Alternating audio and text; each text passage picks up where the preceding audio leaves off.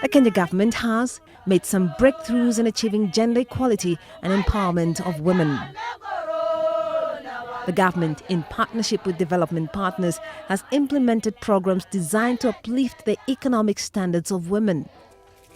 Our key development documents, blueprints, have been informed a lot by the focus on these goals. As early as the year 2005, the government of Kenya directed all its ministries, departments and agencies to mainstream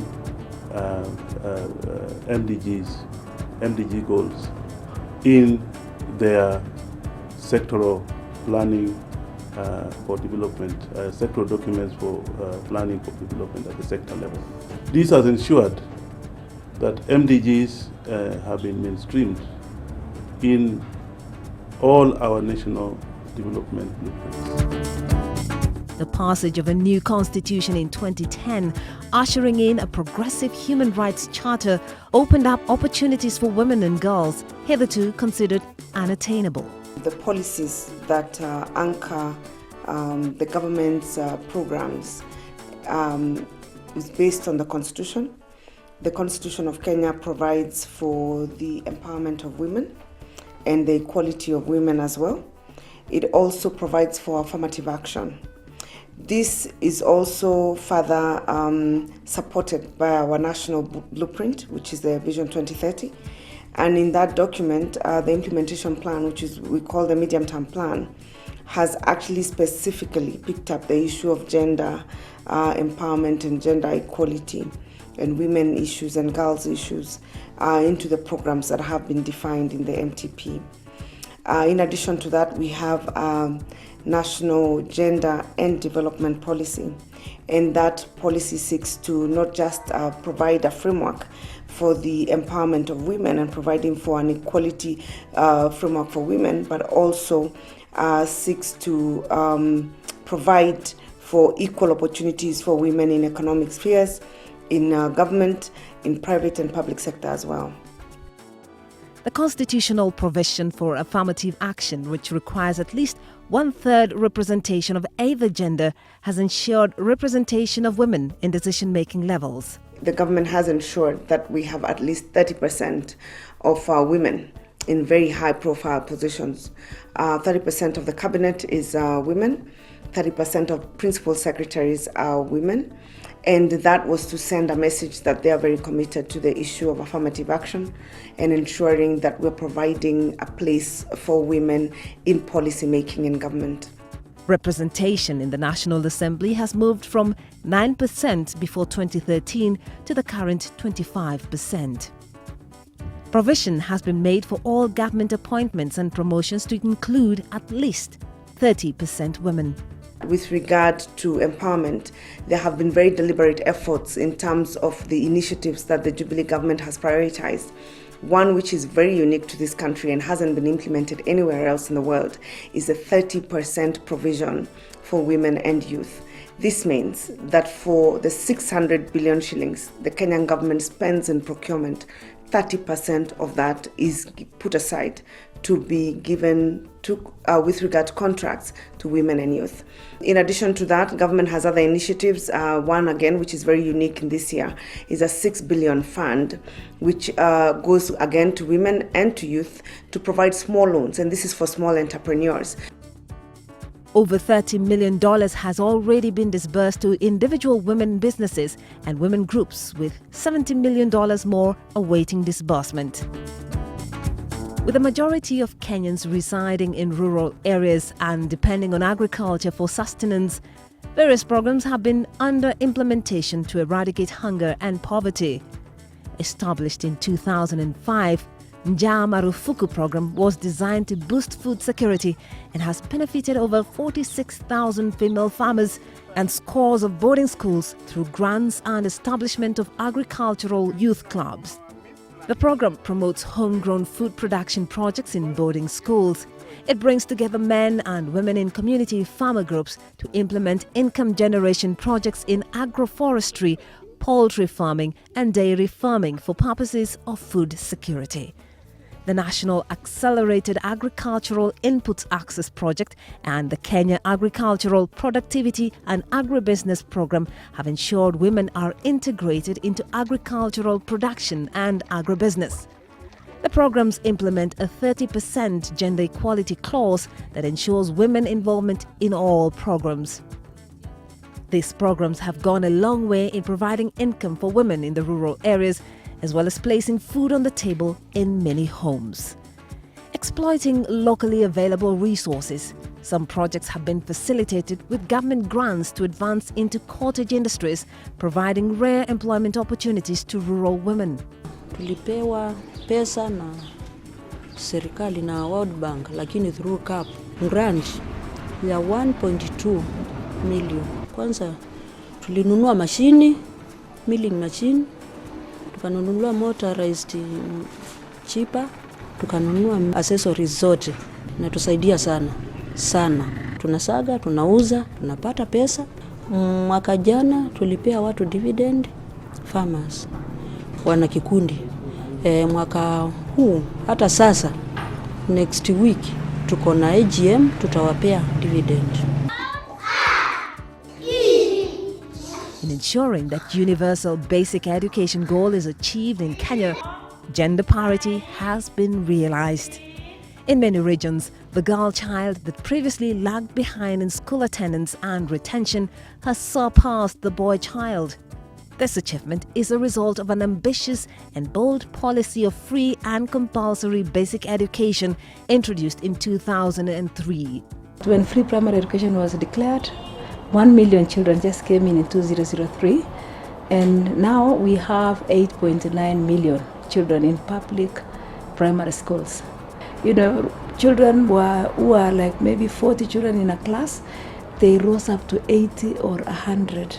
So facilities were overstretched, and of course the pupil-teacher ratio also went up. In fact, sometimes the girls exceed the number of boys in some areas. So, you know, it kind of, ensured that most girls went to school, because there was no reason why parents should keep them at home.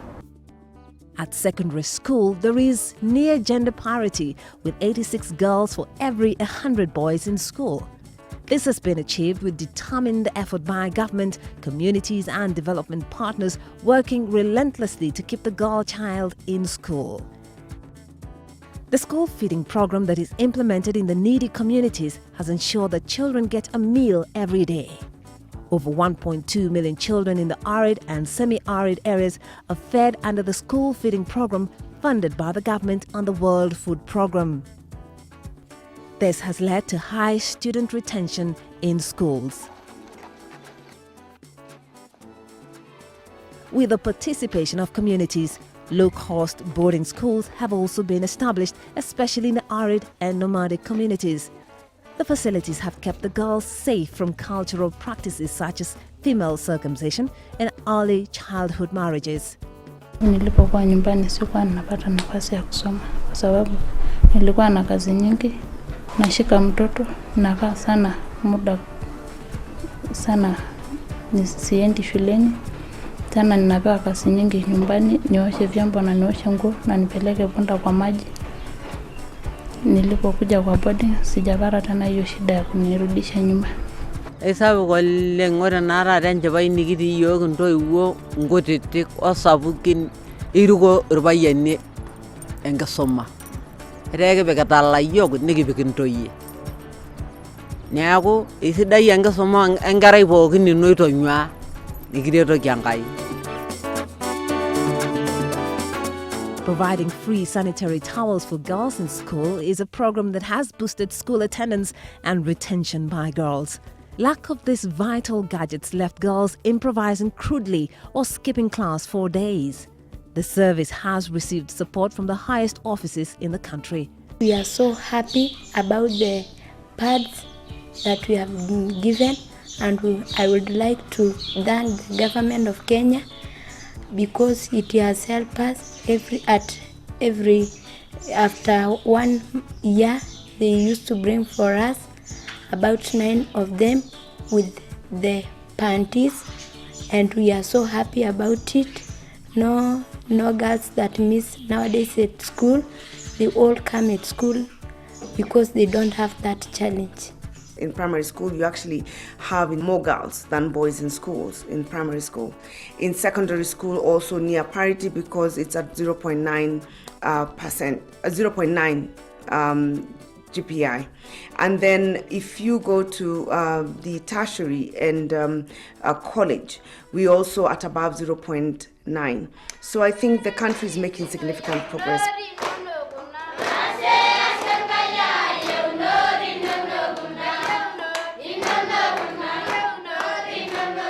2013 was a transformative year for the health sector in Kenya. This is the year that free maternity services was introduced in all public hospitals in the country.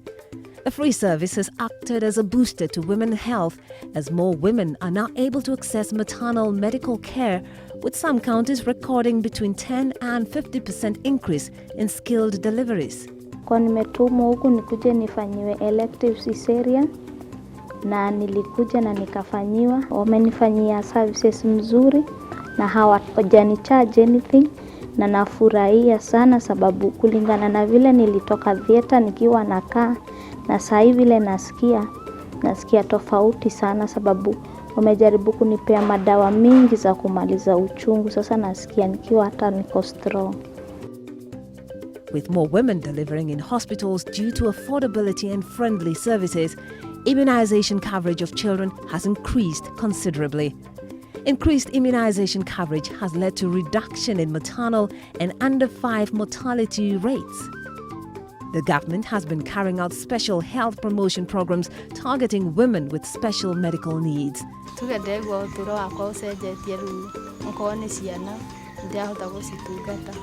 Makiria ru muthuri ni kurakinyaga hindi ru rome no arabata hindi to ndigwa ndi no rito to ndirega ndigwa ndi na thina ru ko ni ndeto teo ru ndina kirigiro ndahona mierio thiete ndugo tugithina mbere na kirikumi. Sometimes we get patient with also leaking urine because of other conditions like after rape.